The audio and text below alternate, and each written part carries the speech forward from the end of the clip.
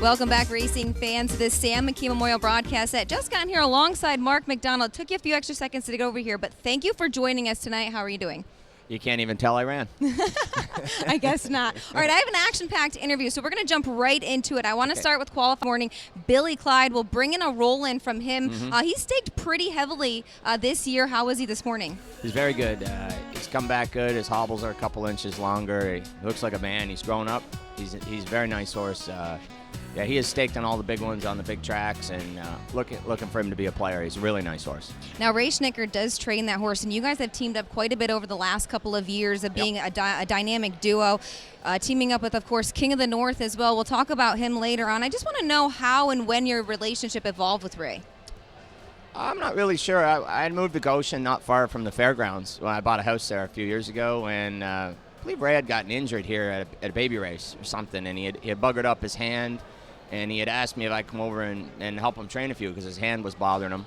So I started helping him dink around with the 2-year-olds a little bit and finished them off and drove quite a bit that summer for him and just continued on from there. And it's really worked out for the both of you. Yeah, no, it's been great. We won some big races and made some money, and it was a lot of fun. All right, I want to bring up a graphic called All in the Family because it really is a family affair in the Macdonald household. Your mother, Gail, was a longtime photographer at the Charlottetown Driving Park. Your father, Freddie, a longtime horse racing fan, who's actually writing a book about the New York Rangers. Coach, can you tell us a little bit about that? Yeah, I think Acorn Publishing, I believe, is publishing that. I think it's just about finished. I think it's about the whole Gallant family in Summerside, Prince Edward Island, and just how great they. I mean, his nickname's Turkey Gallant, the coach, and he was a tremendous hockey player himself, assistant coach in Detroit. Steve Eisman was the captain, great player, great coach, and unfortunately they didn't get through the first round with the Rangers. Hopefully he gets to hang in here in New York, but you never know. It can be a fickle business just like ours. Now, you are one of 5 brothers. You're the middle brother, and there always can be a bit of sibling rivalry. They've had plenty of success, as well as you. You're in the $100 million club. You have over 6,500 driving wins, a couple of O'Brien Award winners. It must be pretty cool just to kind of see them excel on both sides, media and racing. Yeah, Curtis has done a great job, too, at the media with his Cujo Entertainment, and I think he won a Dan Patch for the production last year, the Hamiltonian. James, just his last couple of years, has just been tremendous. He's just won every race he's in. It seems like every time I look at the TV, he's winning, but he's hard to beat. And Anthony with his Stable.ca, they've got over, I think they have close to 200 horses now, so he's almost half the industry is working for him up there. So he's our family's strong and in horse racing, and it's pretty neat to see. It's great to see everybody doing good. It really is. Next, I want to ask you about a horse who we got a chance to see a lot over the course of his career. Of course, I'm talking about King of the North. We're going to bring in a roll-in from Hamiltonian Day in 2021. You were 3rd over up the backstretch, and you see you flip wide here. What was going through your mind? He was still undefeated at this point. Yeah, going through my mind was he was going to win. I thought usually if he got close, he was always a winner. He was not at the half. I wasn't that confident, but down by the wire I was. But yeah, he's just a really special horse. He's had so many special moments with him. He's a lot of fun. He had a bit of an up and down season, of course, as a 3-year-old, but he couldn't have finished it off any stronger in those Breeders' Crown elimination or final. No, it's almost impossible to do what he did at Mohawk off the rail. Just a tremendous race, track record up there, stakes record. To finish the year the way he did. He's a great horse. He's a great family. He's a Wallner out of Check Me Out. Ray Ray's Check Me Out. She's a $2 million winner. So that was a homebred. I mean, it's just it's pretty cool. I mean, it's gonna be cool for Ray and Steve Jones, Cameo Hills to sit back and watch all the success that family line's brought. Yeah, and he's going to be he's standing stud now, right? He's standing stud in Canada at Terra Hills, and hopefully he does good in the next part of his career. Where does he rank on your favorites? He's right up there. He's one of my favorites. Yeah. Now, I want to talk about a little bit, bring up a graphic called On the Mark. Now, you've had plenty of success here in the U.S. You decided to make the move in 2012. I want to go back. Speaking of Canadian soil, you were an O'Brien Award winner in 2005 and 2006. You won 1,400 races over the course of those 2 years. Then you decided to move to America in 2012. What made you move to the States? It was more personal, really. I got injured really bad in 2011, and I was just really beat up, and just also going through some personal stuff. I got divorced and whatnot, so I was just kind of looking for a fresh start, and just trying to flip the script and just just different everything and different energy. I had too much negativity around me, and I just wanted to maybe get some positive vibes going in my direction. I want to go back even further because I got to appreciate the days in Windsor just at the end of it, and I know you raced there quite a bit. What did that do for your career racing at Windsor?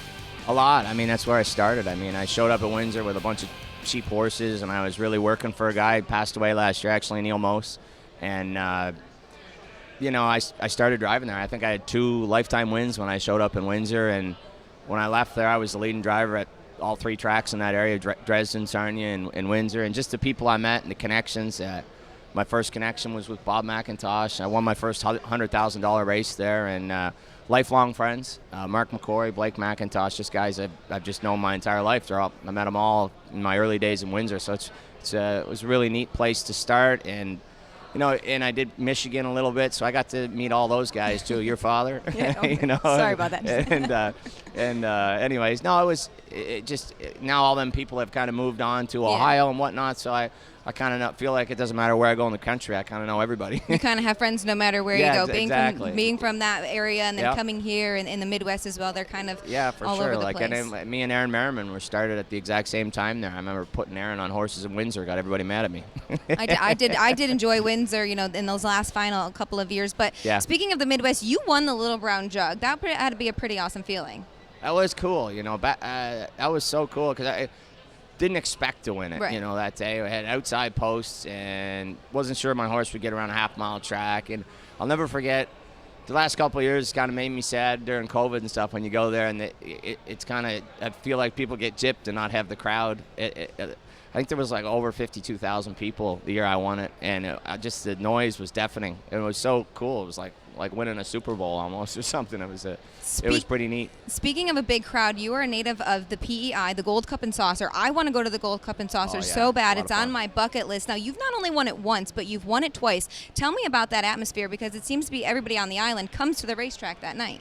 3 times. But 3 times. Okay, sorry. 3 times. No, but it is just a tremendous atmosphere. That's a place that hasn't backed off. It seems to get bigger every year I go home. Yeah. It's I don't know. It's great. Anthony won it last year. The only Macdonald not to win it is Curtis, who doesn't drive, and James. So so we're cheering for James one of these years. Yeah. But it is a lot of fun, and you get over 20,000 people on a little island like that, and just at the track, and it's just they do a great job. Everybody takes pride in their work down there, and it's so much fun to race, and just the atmosphere and the pageantry of the entire week. It's great. Yeah. Speaking of pride and PEI, when you return to the winner's circle, Ken Workington says the pride of PEI. Now, Dave Little says Wally Hennessy is the king of PEI. What kind of effect did Wally have on your career, being that you both are from PEI? A lot. Wally, we all watched Wally growing up. When we were younger, Wally was driving Moneymaker when I was a kid, and going around Europe and everything. It just seemed kind of surreal. And so everybody wanted to follow in his footsteps. It's hard to just be a driver. You got to kind of start as, especially first generation with not a lot of backing. You got to start as a grooms and horseman first, and then kind of roll in and got lucky to take off as a driver. I was fortunate with a little bit of God-given ability and a little luck and good timing, Now, we have some questions from social media. We'll start with a question from our good friend Gabe Pruitt. He wants to know, how great do you think Bolt the Doer could have been as an age horse if he hadn't gotten injured? It seems as if he was getting better and better and seemed very versatile to drive on any size track. Bolt the Doer was an incredible horse. He could have been, he was so fast. That mile he went at Saratoga when he went in, I think it was 49 flat or 49-1. It was such a cold night, and if that was a 47 mile in the afternoon. I mean, that was just a crazy mile, and he was such a good horse. He was for a big horse, he was so agile and quick off the gate, so he could get himself good position all the time, and when he was on point, he was as good as any horse in the world. We talked about a few of your big wins. Do you have a favorite? I think the Breeders' Crown last year. Yeah. Being back at home with well, it was it, and it was just such a I felt like that horse, just being around him his entire life, deserved that big win. So it was definitely it was just such a cool moment for everybody, and I just felt that horse deserved that big recognition, and I was glad to see he got it. One day when you're done driving, do you see yourself kind of moving over to the training part of this? Who knows, right? I mean, you never know where the universe is going to push you. I learned that a long time ago. You just kind of show up to work and enjoy the ride. Aside from Wally, is there anybody else that you idolized growing up? Mike Macdonald. I worked with Mike Macdonald and his brother Paul Macdonald. I had a horse at the end of his barn, and Gary Macdonald. There's a whole bunch of them from PEI, and he's still kicking around. They're all great drivers and great horsemen, and I worked for Mike. And like I said, I was stable at the back of Gary's barn or Paul's barn, his brother, and helped Gary on the weekends. And it just a great bunch of guys and good horsemen, and learned a lot from them. Your brother James wants to know, is it hard knowing that no matter how well you play golf, you'll never beat your brother? I've beaten him before. He will say he has a broken hand. I don't know if he did or he didn't, but I cannot beat him at golf. I got too many plates and screws in my shoulder. I mean, so I have a disability. You have a legitimate disability. And soon I'm going to be playing from the seniors tees. So One last question before I let you go. Chef Rocco's in tonight. I believe he's making his debut this season. How is he coming in this year? He's a nice horse. He's a little strong, little hard mouthed little fella, but he's come back. His attitude was iffyish as a 2-year-old, and he seems to be trending in the right direction, so we're hoping to see good things from him this summer. All right, thanks so much for joining me tonight, Mark. Best of luck tonight and the rest of the 2023 season. We're going to take a quick timeout, and when we return, it'll either be the post-parade of race number 1 or Best Bets and Value Plays, sponsored by RTN.